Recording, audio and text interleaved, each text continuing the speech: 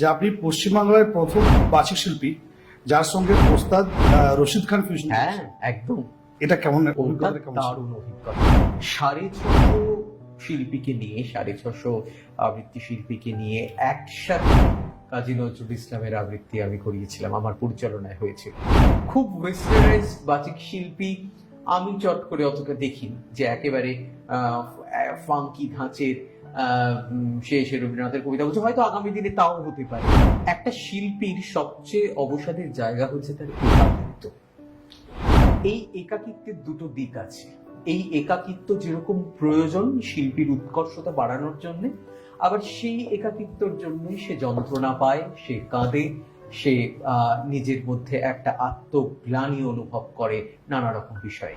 তবে আমরা আশাবাদী, আমরা আশা করব যে বাঙালি তার নিজস্ব সত্তা এবং নিজস্ব সংস্কৃতিকে বহন করে নিয়ে চলতে পারবে।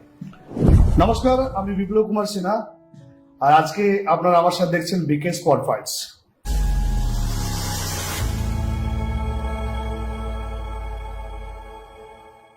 আজকে এমন একজন ব্যক্তিত্বকে আমি নিয়ে এসেছি আমাদের বিকে স্পট ফাইটসে, যার পরিচয় শুধু তার কণ্ঠ। সারা বাংলা এবং বাঙালির যে ভাষা, বাংলা ভাষা, তার ঐতিহ্যকে তিনি প্রায় 18 বছর ধরে বহন করে চলেছেন। আমার সাথে আছেন আজকে শুভদীপ চক্রবর্তী। নমস্কার Shubhadeep, welcome to my show. একদম, খুব ভালো লাগছে এসে। কেমন লাগছে বলো? খুব সুন্দর, এত সুন্দর সাজানো হয়েছে সেট, এবং পুরো ইনফ্রাস্ট্রাকচার যেভাবে সাজানো হয়েছে খুবই ভালো লাগছে। অনেকদিন পর দেখা হলো। একদমই। আর একেবারে বিপ্লবদার যতগুলো পরিচয় আমি জানি, তার সাথে আরেকটা ভীষণভাবে যুক্ত হয়ে যাচ্ছে সঞ্চালনা। না, এটা তো আমার ছোটবেলা থেকে একটা ড্রিম ছিল। মানে সবকিছু একটু একটু করে টাচ করে গেলাম। একদম। কখনো অ্যাক্টিং, কখনো বিজনেস, কখনো একেবারেই। মানে কি বলবো, যে গান, প্রডিউসিং, নিউজ, মিডিয়া তো কিছু কিছু অ্যাঙ্কারিং করেছিলাম। আর পডকাস্টটা আমার একটা নিজস্ব একটা স্বপ্ন। আচ্ছা, সেটা তোমাকে দিয়ে শুরু করো। Thank you. মানে I am blessed to have you in thank my you. Show.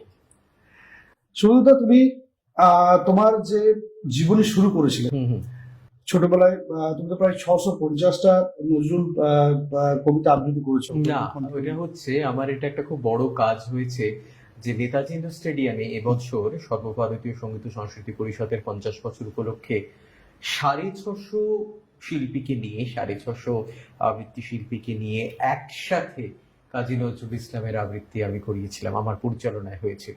এবং সেখানে কল্যাণ সেন বরাটের পরিচালনাতেও প্রায় 1200 শিক্ষার্থী এবং শিল্পীরা তারা গানে গলা মিলিয়েছেন। এটা একটা খুব বড় মানে কি বলবো, প্রাপ্তি।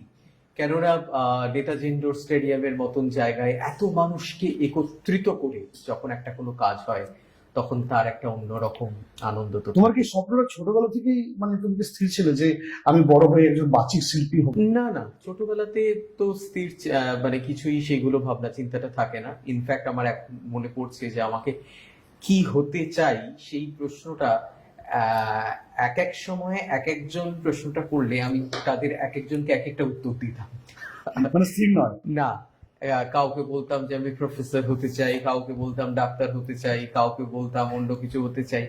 তবে শিল্প বা শিল্পীর সাথে ছোটবেলায় যখন পড়াশোনা করতে, যখন স্কুল লাইফ, আমি টকিং অ্যাবাউট স্কুল লাইফ, যখন তুমি মানে স্কুল লাইফ পড়াশোনা করতে, তখন তো নিশ্চয়ই তোমার মনের মধ্যে একটা কোথাও তো ছিল যে আমি এটা হতে চাই, বা আমি এরকম একটা মানুষ হতে চাই। এইটা না, আমি বলতে চাইছি যে বাবা মা কি কোনো প্রেসারাইজ করেছে যে শুধু তুই এটাই হতে হবে? না না না, বাবা মা কিছু এরকম প্রেসারাইজ পথে করেনি। একটা এগিয়ে যা। আমার পারিবারিক দিক থেকে যে খুব এই শিল্প সংস্কৃতির সাথে যোগাযোগ সেরকম কিছু নয়, ঠিক আছে।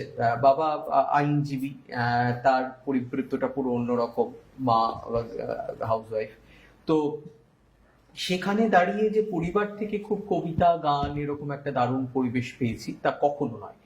আমার ডিসিশনটা বলা যেতে পারে যে ওই উচ্চ মাধ্যমিক পরীক্ষার পর আমি যখন কলেজ সেক্টরে ঢুকলাম, তখন ডিসিশন নিলাম যে কি অনুপ্রাণিত করেছিল, কি বিষয় বা কোনো মানুষ মনে বা হলো কোনো বিষয় তোমাকে অনুপ্রাণিত কি করেছিল? মনে হলো ওই যে দাঁড়িয়ে যখন আমি আবৃত্তি করছি, এত মানুষ শুনছে আমার পরিবেশনা, এবং তারা এসে তাদের ভালো লাগার কথাটা বলছে, এই জায়গাটা আমাকে খুব পাশাপাশি বন্ধু বান্ধবরা তোমাকে ইন্সপায়ার করেছিল? বন্ধু বান্ধবরা ভীষণ তুই এটা করতে পারিস, বা তুই এদিকে এগিয়ে যা, তুই আরো ভালো। একদমই তাই। তো ওটা ওই স্কুলের থেকেও আমি বলবো যে কলেজ লাইফে সেই ইন্সপিরেশনটা আমি আরেকটু বেশি করে পেয়েছি, এবং পরবর্তী সময়ে সেখান থেকে কলেজ জীবনেই আস্তে আস্তে দূরদর্শনে ঢোকা বা আকাশবাণীতে ঢোকা বা অন্যান্য বিভিন্ন অনুষ্ঠানে পার্টিসিপেট করা, বড় বড় শিল্পীদের সাথে কাজ করা, এই সূত্রপাতটা পুরোপুরি কলেজ জীবন থেকে। ফলে সেটা আস্তে আস্তে ডেভেলপ জীবন বলতে মনে পড়ছে, মানে আমি জানতে চাই যে আমি যতজন বাচিক শিল্পীকে আমি নিজের চোখে আর কি দেখেছি বা যাদের সামঞ্জস্যে আসার একটা সুযোগ হয়েছে, আমি দেখেছি তারা সবাই একটা বাঙালিয়ানা মানে অ্যাকচুয়ালি বাচিক শিল্পীর জীবনটা কিরকম, মানে এটা কি তোমরা মানে মন থেকেই একটা ব্যাপার চলে আসে, মানে একটা অনুপ্রেরণা চলে আসে? আমাদের বিষয়টা হচ্ছে কবিতা, নাকি এটা একটা কাস্টম? না, কাস্টম না, ব্যাপারটা হলো যে যে বিষয়টা নিয়ে চর্চা করে তার কথাবার্তার মধ্যে, মানে আমি যেভাবে একটা কথা বলবো, আমি যে ভাষাগুলো প্রয়োগ করবো, সেটা কিন্তু চট করে আর কেউ করবে না। কারণ আমার তো ওই জিনিসটা নিয়ে কালচার, আমি যখন কবিতা নিয়ে কালচার করছি, আমি যখন কবিতা নিয়ে ভাবছি, পড়ছি, চর্চা করছি, ফলে আমার কথাবার্তার মধ্যে তো সেই ভাষা একটা মানে আসবেই, তার একটা প্রভাব আসবেই। বাচিক শিল্পীদের জীবন বলতে, যেহেতু বাচিক শিল্পীরা প্রায় সবাই বাংলা কবিতা নিয়েই বেশিরভাগ চর্চাটা করেন, তাই প্রত্যেকের মধ্যে একটা বাঙালিয়ানা, বাংলা সংস্কৃতি, বাংলা একটা প্যাটার্ন থাকে। খুব ওয়েস্টার্নাইজ বাচিক শিল্পী আমি চট করে অতটা দেখিনি, যে একেবারে ফাঙ্কি ধাঁচের সে রবীন্দ্রনাথের কবিতা বলছে, হয়তো আগামী দিনে তাও হতে পারে, আমি কিছুই বেতিকে মানে কি বলবো, অসম্ভব নয়। বাচিক শিল্পী মানে বাঙালিয়ানা, এটা জানার পর একটা কথা জানতে খুব ইচ্ছে করছে, মানে একদম একদম ঠিকঠাক বলবো, একদম যদি মনে থাকে। মাধ্যমিক পরীক্ষা দিয়েছো, বাংলা মিডিয়ামই ছিল একদম, মানে মাধ্যমিক পরীক্ষাতে সবচেয়ে বেশি কোন সাবজেক্টে বাংলাতে মার্কস পেয়েছি? এটাই ভাবছিলাম আমি। আরে এটা একটা মজার ব্যাপার হয়েছে, আমি তখন মানে বাংলাতে আমার ফার্স্ট পেপারে মার্কস এসেছিল 27, ঠিক আছে? এইবার সেটা রিভিউ করার পরে সেটা কত 76-77 এরকম কিছু একটা এসেছিল। এবং তখনকার একটা চ্যানেল ছিল যেটা তখন, মানে এখন যেটা জি বাংলা, তখন ছিল আলফা বাংলা। তখন আলফা বাংলা থেকে আমার ইন্টারভিউ নিতে এসেছিল যে এরকম এত ড্রাস্টিক চেঞ্জ মাধ্যমিকের রেজাল্টে, এটা একটা খুব উল্লেখযোগ্য ঘটনা, এবং বাংলাতে সবচেয়ে বেশি মার্কস পেয়েছিল।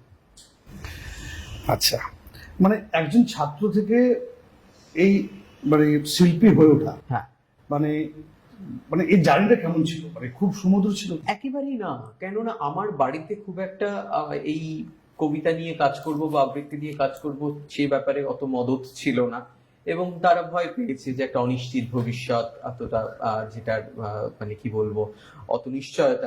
যেমন ধরো একটা ডাক্তার বা ইঞ্জিনিয়ার বা পাইলট বা যে কোনো একটা ক্যারিয়ার যদি আমরা বা নিই, বা অ্যাক্টিং হিসেবে যদি আজকাল ধরে নিই, কিন্তু একটা বাচিক শিল্পী কেউ যদি বলে যে আমি একজন বাচিক শিল্পী হতে চাই, খুব একটা ব্যাপক মানে উঁচু জায়গায় না পৌঁছলে আমার মনে হয় না যে ইকোনমিক যে ব্যাপারটা, অর্থনৈতিক যে ব্যবস্থাটা আমাদের বাচিক শিল্পের জন্য, যেটা মানে আমাদের মানে যে পরিবেশে আছে বা সমাজ পরিবেশে আছে, সেটা কি আদৌ স্যাটিসফ্যাক্টরি বলে মনে করো? না, একেবারেই না। মানে শিল্পীদের তো একটা কোথাও, বিশেষ করে যত দিন যাচ্ছে, আমার তো মনে হয় যে ইনসিকিউরিটি সর্বস্তরে চলে যাচ্ছে। সবচেয়ে বড় ব্যাপার ডিজিটাল এবং ডিজিটাল যুগে। আরেকটা যেটা ব্যাপার হচ্ছে, কারণ আমরা গ্রামের দিকে শুনেছিলাম ছোটবেলায় যাত্রা হতো, যাত্রাপালা, গ্রামে যাত্রাপালা বা শহরে যাত্রাপালা, এবং তার সাথে অর্কেস্ট্রার সাথে কিন্তু কবিতা আবৃত্তি এবং কণ্ঠশিল্পীর বিভিন্ন, একদম বাচিক শিল্পীর বিভিন্ন গল্প বলার টেকনিক, এবং তার মানে একটা মানুষকে সম্মোহিত করতো। কিন্তু এই ডিজিটাল যুগে তোমরা বাচিক শিল্পী হয়েও তোমাদের সেই ক্যারিয়ার একটা, আমি বা যে কি বলবো, যে পেশাদারিত্ব যে ব্যাপারটা, তার কি অর্থনৈতিক? আমি একটা কথা বলি যে সাফল্য আছে বাচিক শিল্পের দিক থেকে, তো সাফল্যের জায়গাটা, অর্থনৈতিক সাফল্যের জায়গাটা খুবই সঙ্গীন, কিন্তু আজকে যেখানে গান বা নাচের ক্ষেত্রেও নানা রকম প্রশ্ন তুলছেন শিল্পীরা।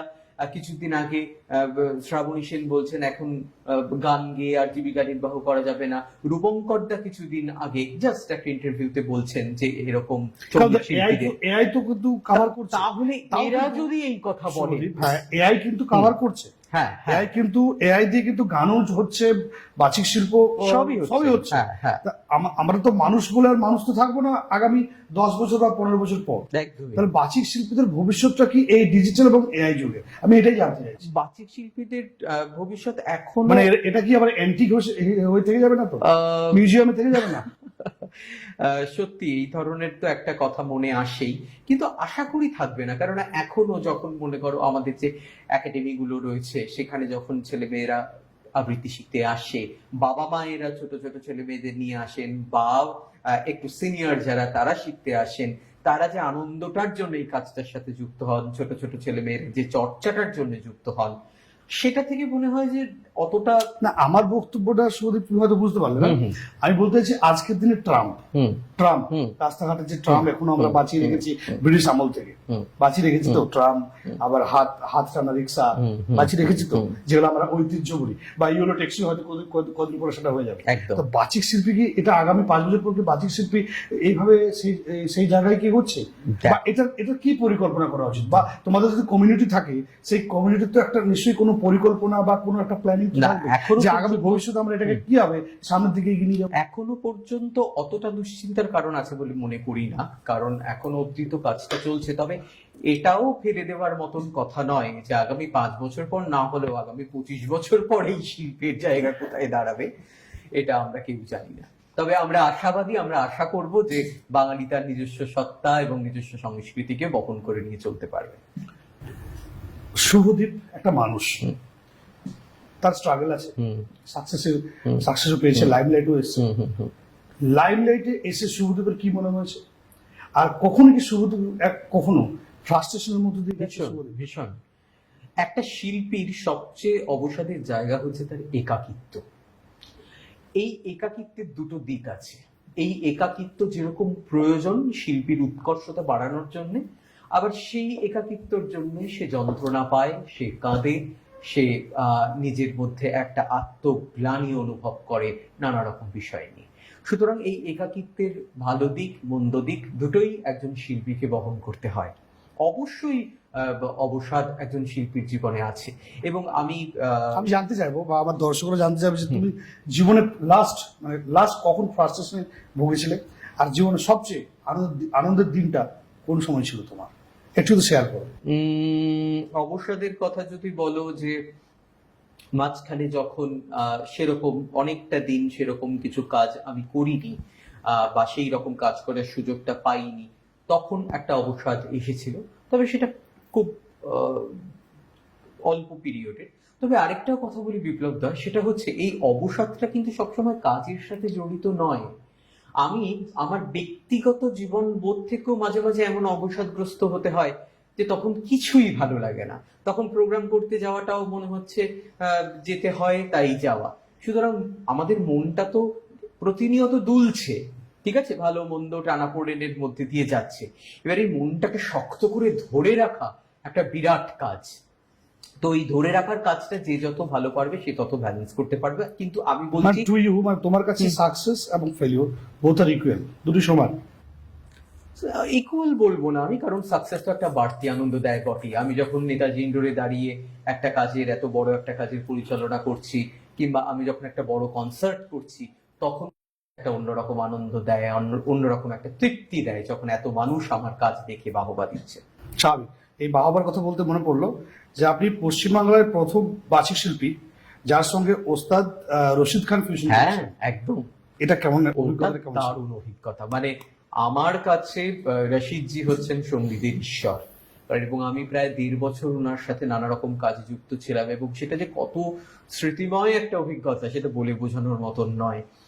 এবং মানে প্রতিনিয়ত আমরা একসাথে সুন্দরবন গেছি, একসাথে কৃষ্ণনগর গেছি, মানে উনি কোনো না কোনো ভাবে গানের থেকে বাইরে থাকতেন না। আমরা যখন স্ট্রিমারে করে যাচ্ছি তখন উনি কন্টিনিউয়াস একটার পর একটা গান গেয়ে চলেছেন, মানে নিজে সবসময় সুরের মধ্যে ডুবে রয়েছেন একটা মানুষ।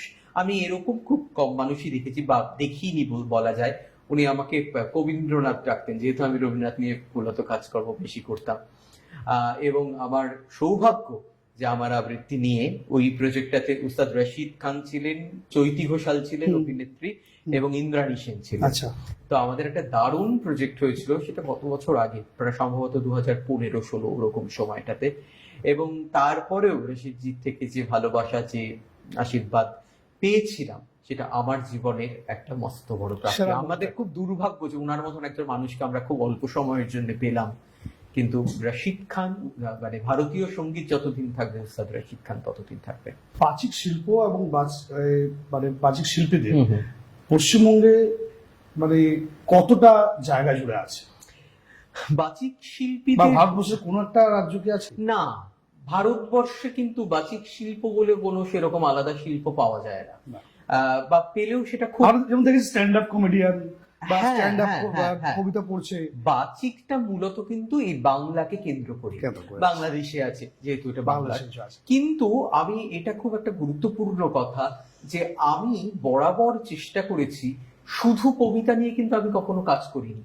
আমি কখনো রাগের আবহে রবির কবিতা করছি, কখনো গিটারেটে গড় করছি, কখনো রাশিদজির সাথে তব অরুণ রাগে করছি, কখনো রবীন্দ্রনাথের প্রেম জীবন নিয়ে একটা প্রজেক্ট তৈরি করছি, সেখানে শ্রীকান্ত আচার্য, শ্রাবণী সেন এরা সব কাজ করেছেন।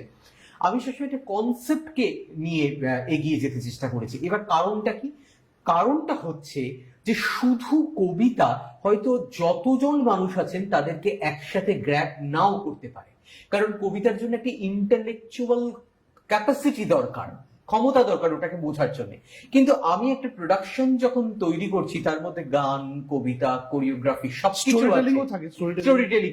এইবার সেটার মধ্যে যখন সমস্ত কিছু আছে, তখন না সেটা একটা অন্যরকম ফিচার তৈরি করে, রাইট। যে ফিচারটা। এবং আমি এখনো পর্যন্ত বিদেশে যত কাজ করতে গেছি, তখন কিন্তু আমি প্রতিবারই এক একটা প্রোডাকশনকে ডেলিভার করেছি, এক একটা থিমকে ডেলিভার করেছি। এবং থিমকে ডেলিভার করার জন্য আমার মনে হয় আমার কাজের ক্ষেত্রে শুধু কবিতার সাথে গান বা অন্যান্য জিনিস যুক্ত হয়ে গিয়ে ওই ভ্যারিয়েশনটা তৈরি হয়েছে। খুবই ভালো লাগলো। আমার বিগেস্ট পডকাস্ট প্রোগ্রামে একটা শর্ত আছে, শর্ত মানে কিরকম? 4-5টা কোশ্চেন, খুব তীক্ষ্ণ কোশ্চেন করবে, একদম একদম, খুব কম সময় উত্তর দিতে হবে। মানে র্যাপিড ফায়ার বলতে পারো। ওকে, কোনো অসুবিধা নেই। কোনো অসুবিধা নেই? না। খুব কম ছোট্ট করে আছে। শুভদীপ চক্রবর্তী পলিটিক্যাল না আপলিটিক্যাল পার্সন? অপলিটিক্যাল। মমতা মোদি না, কিছুই থাকো না। রাজনীতি বুঝি না, তাই অপলিটিক্যালি ভালো। সৌরভ গাঙ্গুলি, সচিন তেন্ডুলকার? সৌরভ গাঙ্গুলি, বাঙালি হিসেবে তো অবশ্যই। মানে খেলোয়াড় হিসেবে দেখছো? হ্যাঁ হ্যাঁ, একদম খেলোয়াড়। বাঙালি হিসেবে হ্যাঁ হ্যাঁ হ্যাঁ। সৌরভ গাঙ্গুলি এবং টোনা গাঙ্গুলি দুজনের সাথেই আমার খুব ভালো পরিচয়, ব্যক্তিগতভাবেও যোগাযোগ রয়েছে। ইলিশ না চিংড়ি? ইলিশ। কেন? ইলিশ মাছের, চিংড়িও ভালো, কিন্তু ইলিশ মাছের তেল খেতে খুব ভালো লাগে। ইলিশ মাছের তেল, তাই তো। ভাত না রুটি? ভাত। ভাত। পুরো ভেতো বাঙালি। একদম। বাহ, খুবই ভালো লাগলো শুধু তোমার সাথে কথা বলে। আর মানে তুমি একটা সত্যি খুব ভালো মানুষ, আমি যতটুকু জানি, এবং আমার সাথে তোমার মেলামেশা করার যতটুকু তাগিদ বা যতটুকু সময় সাপেক্ষে সময় সময় হয়েছে আমাদের জীবনের উত্থান পতনে, নিশ্চয়ই তোমাকে পেয়েছি, সাথে পেয়েছি সব সময়, এবং ভবিষ্যতে পাবো সেটা আশা রাখি। এবং আমি চাই যে আমার দর্শকরা তোমাকে বাচিক শিল্পী হিসাবেই আজকে আমি তোমাকে প্রতিষ্ঠিত করার চেষ্টা করেছি। নিশ্চয়ই। তো আমি এটাও চাই যে তুমি দুটো কবিতার লাইন বলে যদি এই প্রোগ্রামটা শেষ করো। আপনারা দেখতে থাকুন বিকে স্পট ফাইলস। আবার একটা এপিসোডে আসছি। আমরা দুজন কপট কপটি হলে বাড়িতে বাঁধবো খড়কুটো দিয়ে বাসা। আমরা দুজন কলকল্লোলে তবে দুজনে জাগাবো দুজনের ভালোবাসা। আমাদের কথা জানাজানি হবে খুব, বকম বকম স্বরে যে বাঁধবে বাড়ি। বলতো আমরা একবার জীবনের কপট কপতি কিভাবে যে হতে পারি। মেঘের উত্তরে ভাসবে তোমার ডানা, আমি ঘুরে ঘুরে খাদ্য আনবো ঘরে। বৃষ্টিতে তুমি কাঁপবে দারুণ, তোমার আদর ঝরবে মন উচাটন স্বরে। পাখির পালকে ভালোবাসাবাসি খেলা, এসো আজ খেলে একেলা জগৎ ভুলে। আমাদের কথা আগামী মানুষ এসে নেবে নাকি তার ওষ্ঠে আদরে তুলে।